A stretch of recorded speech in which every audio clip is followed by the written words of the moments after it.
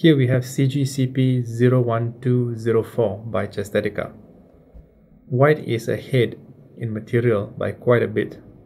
He has 2 rooks and a pawn against a lone knight. The pawn is also on h7, which means it is going to promote and cannot be stopped.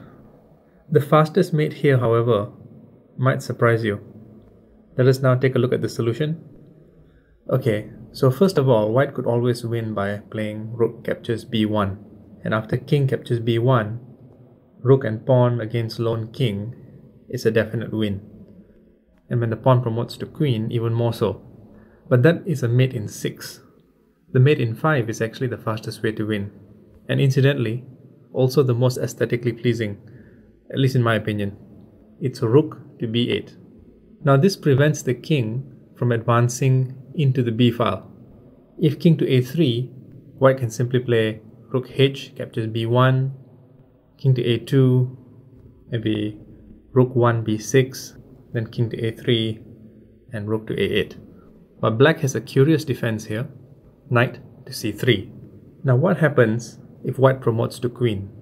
Well then, knight to e4 check, king to e1, knight moves back to c3, and you will notice that the queen cannot capture the knight, because then this is stalemate. So rook to h2, king to a3, queen captures c3, king to a4, then maybe rook to a2 mate.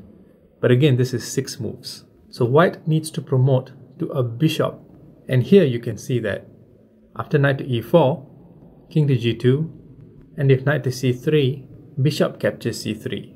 Same with knight to f6. Bishop captures f6.